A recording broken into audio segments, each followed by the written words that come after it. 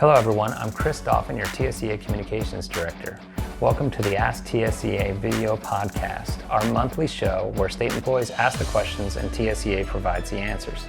We're excited to begin, but first we want to remind you to please subscribe to our AskTSEA YouTube channel and follow us on our social media channels, Facebook, Twitter, and Instagram at TSEA Online. All right, so thanks for tuning in. Let's get into it.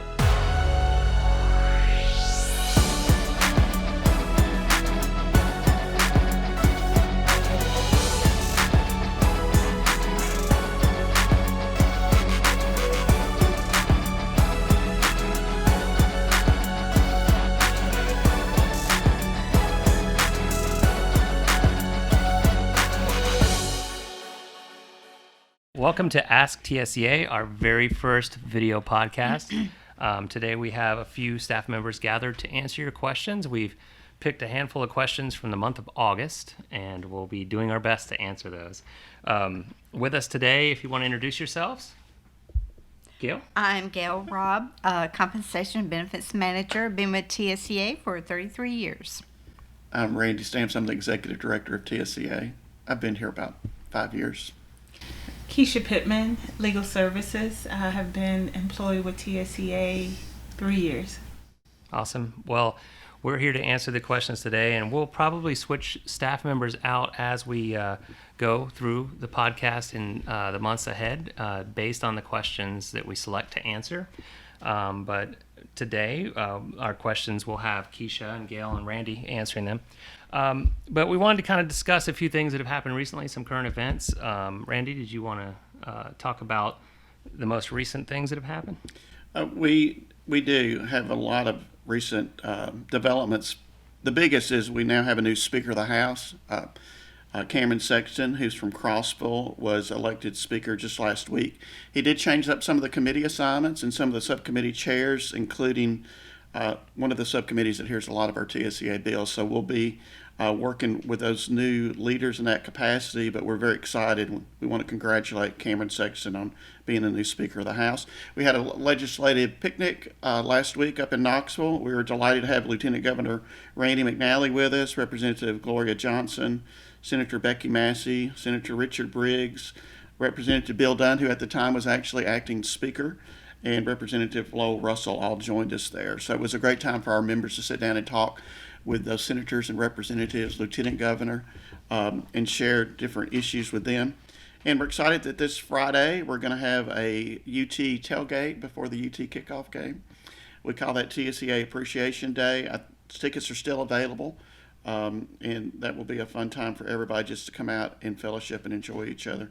We've also are still looking at the possibility of some summer study committees going on down on the Hill, affecting some of the issues I think we're going to be addressing that folks have already asked us about. So it's still a busy time on Capitol Hill, especially with the recent leadership changes. Another reminder, we have, just a reminder to all state employees, open enrollment or annual enrollment is on the horizon. And we've got a couple of groups that this affects. One are active state and higher education employees, and your period of time is September 30th through October 11th, right? And then for retirees, you have a little bit longer. You have from September 30th to October 25th. I also want to add something that's been around for a few years, but I'm not sure many state employees take advantage of it. It is the Pay Flex opportunity that they can, it's tax deferred money you put into an account, and you can use it for health related issues throughout the year. But you cannot be in the CDHP with HSA if you're going to have it's called a flex spending account. So there'll be an article in the paper coming up in the next issue, which I think in a month or so will be out with some more information about doing the pay flex, and you have to enroll during this annual enrollment period if you're going to participate in a flex spending account. That's good to know. You know, a lot of members may not know, the board of TSEA recently voted to reduce the number of coworkers that we send out per year. So now instead of 6, we're doing 5. And the last edition was a 3-month edition. So if, you know, it seems like it's been a long time since they've received a coworker, we're sort of balancing those numbers out. But the last 2 of the year will be 2 months each. So the next one will be September, October. But it's important to remember that by the time, well, right around the time you get your paper, we'll be button up against that date of September 30th. So you're going to need to make those decisions. You might want to think about them now so you can make the best decision then. And again, if you have any questions, you can always email us at info@tseaonline.org, or you can call us at 615-256-4533 or 1-800-251-TSEA, which is 8732. All right. So that kind of just covers sort of the recent events. Let's go ahead and get into some questions. Our first question is from Mark Avery, submitted as a video. So let's see what Mark Avery has asked. My question is what is the status on the longevity for the employees who don't have longevity? We'd like to bring that longevity back. How soon can we get that back? Because the staff working with the department really could use it, and it will help for the keeping those employees within our department. Okay. Well, we've been doing, obviously there were some changes in longevity a couple years back, and we've been working to try to secure that longevity payment for the new hires who lost longevity as of, which was it, 2015? As of July 1st, 2015 and beyond, anyone hired no longer receives a longevity pay benefit. So that's been a big concern for TSEA and for state employees, and it's been something we've been working on. Where are we at with that, Randy? Well, fortunately, we were able to move that bill through the committee process in the House, so it sits in finance right now. In the House. In the Senate, we didn't make quite as much progress in that it was put into summer study. But we believe that longevity for all is important. Of course, it'll still take 3 years to earn it. Right now, the fiscal cost of that is not as great as it will be in a few more years. The administration continues to maintain the position that they feel like that longevity is inconsistent with paper performance. We don't believe that's the case. Higher education doesn't believe that's the case because higher education offers both paper performance and longevity. We feel like it's an equal pay issue. And so the status is we need to do more work in the Senate. Folks need to talk to their state senators about it, explain to them, even if they're receiving longevity, how many of their coworkers don't have it. And it's an inequity in folks sitting, working side by side each and every day. So again, we're going to continue to work with the administration, trying to convince them that longevity is something that will help with retention, and it's going to help with turnover too, we hope. We got a lot of emails a few months back about how people, why people value their longevity. People use that check for, a big purchase, like if they need a new water heater or to make a big payment, on maybe they owe taxes on their home payment or whatever. I've heard a lot of different stories of what people depend on that longevity check for. Pay their annual homeowners insurance or their property taxes. I've heard that a lot. So, that can be a big difference in retaining employees that, are sitting side by side with someone else who is receiving that benefit. And, I know it's important. And I think at this, Randy, were you going to say something? Well, there's this argument that we're moving back, that we had that discussion. It was settled that we'd put that money into paper performance. But the truth is, we've always remained steadfast that longevity is important. Yeah. We already have 3 discrepancies among workers. The insurance is different. The pension is different. But longevity is one thing we can fix and still not burden the state taxpayers very much at all. So you're right. It is a savings account for a lot of folks. It gives them a chance to have a good lump sum payment that they look forward to, and it's very important to our folks. And it's really the only constitutionally or statutorily required pay increase, so to speak. For state employees, right? That's one reason it began in the first place. One year there wasn't money for a raise, so they wanted to show some appreciation for state employees. So TSEA sponsored and really pushed the legislation to push it along and get it passed. So you're right.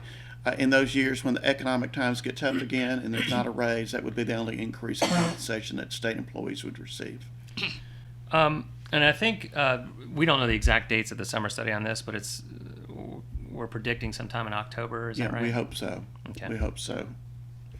All right, Mark, thanks for the question. We're going to move on to the next question, which is from Daniel Orange. Daniel Orange asks, What is the state policy on hiring veterans in the hiring process? Is this just left up to the individual hiring boards to make the selections on the new hires?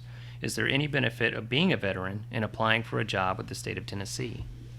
I'm sure my coworkers want to help out on this one, but there's definitely advantage to being a veteran. We're still addressing some issues about what type of conflict qualifies and how much help that gives you. But one point of confusion I know is that veterans are entitled to an interview.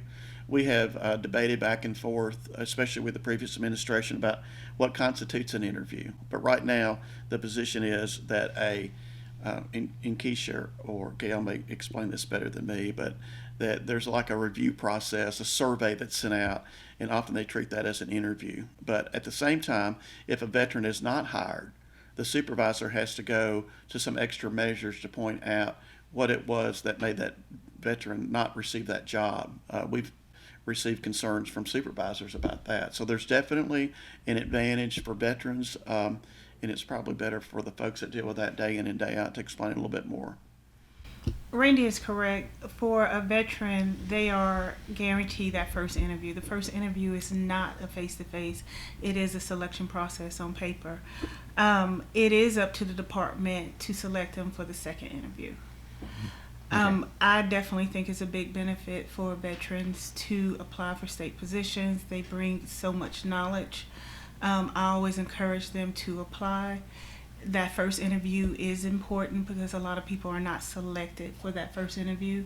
So they are guaranteed that first interview. Okay. Thank you, Daniel, for that question.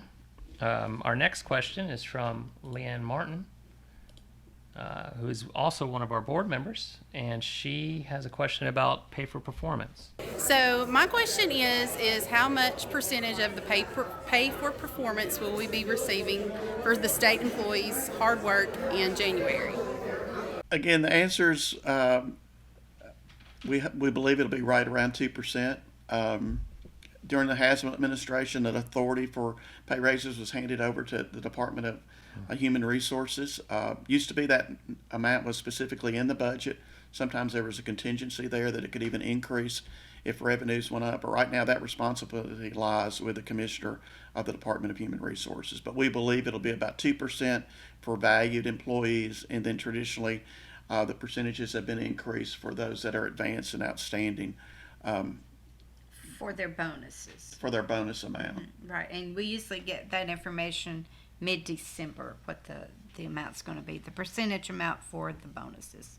But the P for P, usually everyone valued, advanced, and outstanding get the same rate, same amount, 2%. Right.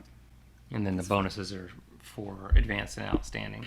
Right. And when do they close the performance evaluation period? September 30th is the end. Gotcha. Right. And then it usually takes, like you said, mid-December, it usually takes a little bit of time for them to process all those numbers. I know we get a lot of inquiries about Right. when we're going to know and everything, but we honestly don't know until close to Christmas, honestly. I mean, that week right before Christmas is usually when we find out. That's correct, Chris. Many of the employees that aren't under pay for performance, who are also members of TSEA, many of them received their raises in July, and there were set amounts for that. So we don't always include those folks. But pay for performance is unique. There are supposed to be more people receiving advanced ratings this year than there were in years past. Right.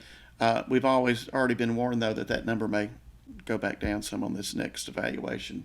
There were some issues that DOHR dealt with in the rating system, so there's been some changes there, but we'll be talking about those more as we move forward.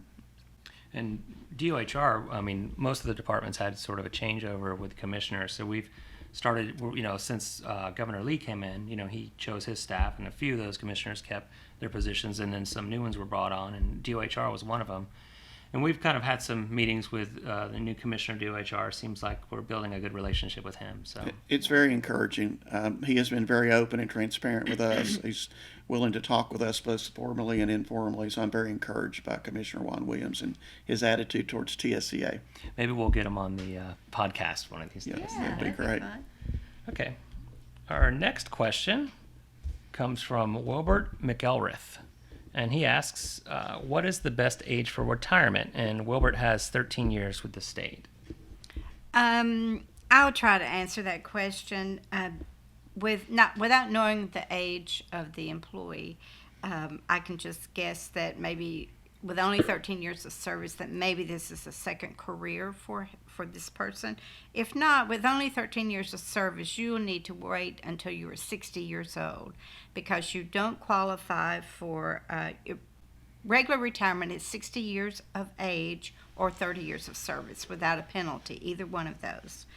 And then you can do 55 invested, but you can have a penalty. So he may, if he's 55 years old, he'll get a penalty for only having 13 years of service. If you have 25 years of service, you can retire, but you get 2 reductions. So my advice to him, this person, would be if you only have 13 years of service, just let it sit until you are 60 years of age. And feel free to give me a call and I will talk more in depth with you about it. But from what I know from your question, 13 years of service, I'd wait until I was 60 years old to begin to draw benefit. And again, 615-256-4533 is the number at our office, and you can reach Gail or someone else in our staff on compensation and benefits to discuss these issues at any point. All right, so our next question is from Misha Johnson, and she asks, I'm planning to retire in the next few months, and I'm wondering if I'll be able to keep my insurance benefits that I currently have through TSEA, which are cancer, policy, and vision.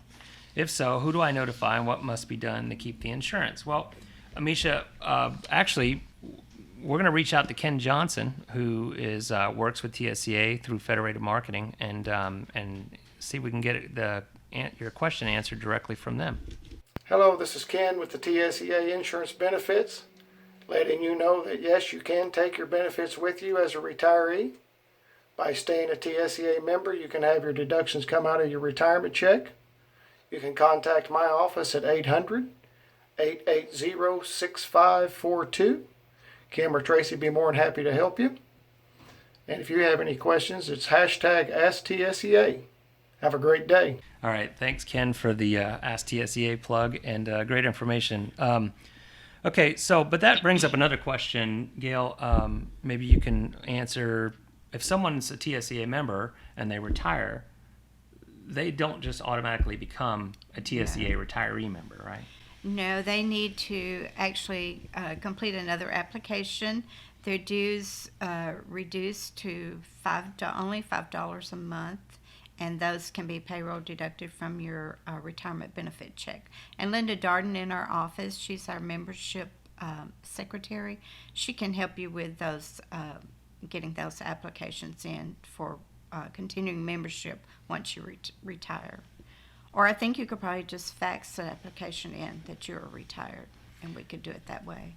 Right. So it's important that you can keep those benefits, but you have to stay a member of TSEA. And so, like Gail said, reach out to Linda. And that actually brings up a question I'd like to discuss in final thoughts. But we have one more question we want to answer here. We had a question about from Stacy Green. She says, I read in the TSEA paper that you can now use tuition waivers for 2 classes per semester instead of 1 class. Is that true? Thanks. Well, we've gone back and we've reviewed our papers, Stacy, and we don't see where that was written in the paper, but we wanted to make sure we corrected it in case there was a typo or somewhere that we accidentally put that information in. So we want to address that.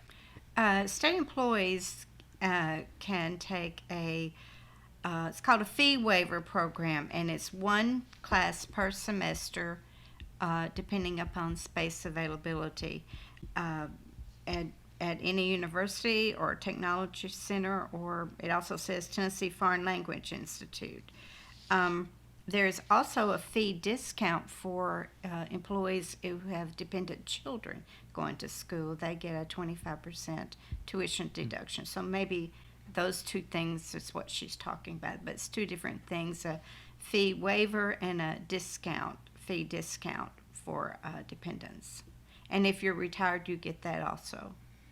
Great. I think part of the confusion was there was legislation to clarify that many of the institutions in higher ed have short semester, summer type shorter semesters.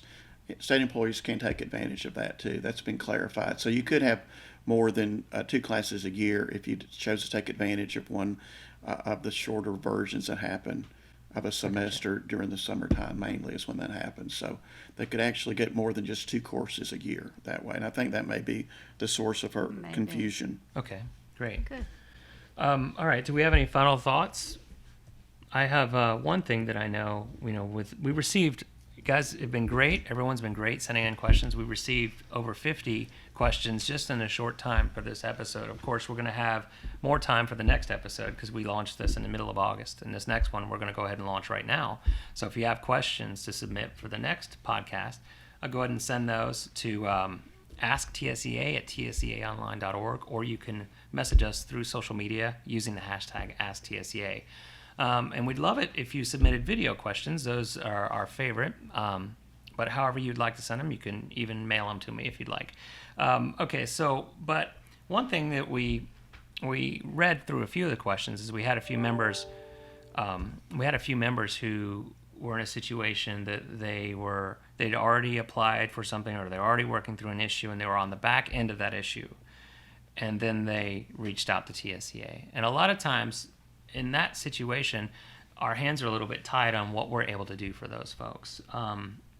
So I think, we can't help you unless you contact us first. So I would say if you're getting ready to, whether it's getting to the sick leave bank or you have a concern with your supervisor at work, whatever it is, before you start down that path, if you're a TSEA Absolutely. member, give us a call, and so we can at least kind of talk to you through some of these things to make sure if something does get bumpy, we're there to help you. Do you guys have any comments on that? I have a good example of this. Just last week, a member contacted us, and he was talking about he had had such problems getting days from the sick leave bank. And the sick leave bank is very, the guidelines are very clear. That you only have a certain number of days from your doctor's visit to get your medical certification into sick leave bank. And if you don't meet those deadlines, then you've lost days from the bank. But this member never contacted us until after the fact. He was already back at work by the time he contacted us. So if he had reached out to me or someone at TSEA, we could have advised him and helped him get the ball rolling, and just talked with sick leave bank and kind of been the in-between for him and his doctor, because you're losing days if you don't get your medical certifications in on time. Great. Thanks for sharing that, Gail. We've got a little bit of good news from Jonathan Stevens from Employee Rights. So, Jonathan, let us know what's the good news. Hey, Jonathan Stevens here. I'm the staff attorney for TSEA and the occasional master of ceremonies. We've really got some good news here recently. We had a case before the Board of Appeals. The member had been terminated, and the Board of Appeals decided that termination's too severe for this man. They put him back to work. Here's the important thing for you all.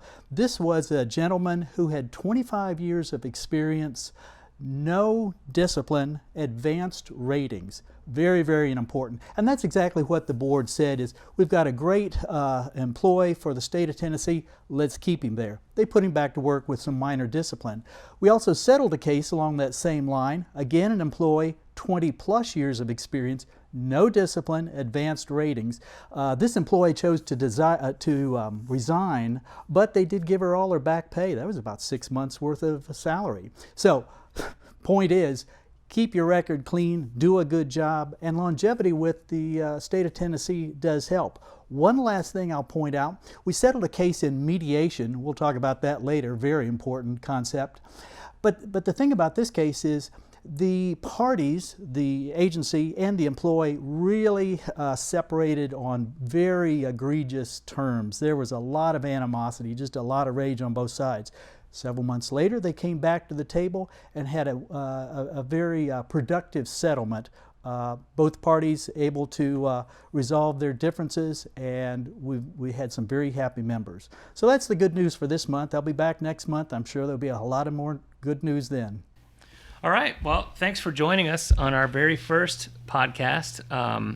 We appreciate the members. Without you guys, we can't do any of this stuff. And remember, the more members we have, the more we can do for state employees. So, if you're not a member, we hope you'd consider joining today, or at least calling us or contacting us and asking us some questions. You can visit our website, tseaonline.org, or you can call us at those numbers, 615-256-4533 or 1-800-251-TSEA, which is 8732. All right, well, thanks, guys, for your time, and we'll see you next month. Thank you. Thank you. Thank you. Well, that's our first episode of AskTSEA. Thanks for tuning in. We hope you enjoyed it. If you'd like to submit questions for the podcast, please email those to asktSEA@tseaonline.org. We prefer videos, but you can send them as a text or however you'd like to send them to us. You can also direct message those to us on social media, or you can hashtag AskTSEA and ask us publicly. And don't forget to subscribe to our AskTSEA YouTube channel and follow us on social media, Facebook, Twitter, and Instagram. All of them are at TSEA Online. All right, that's it. Have a great month. See you guys next month.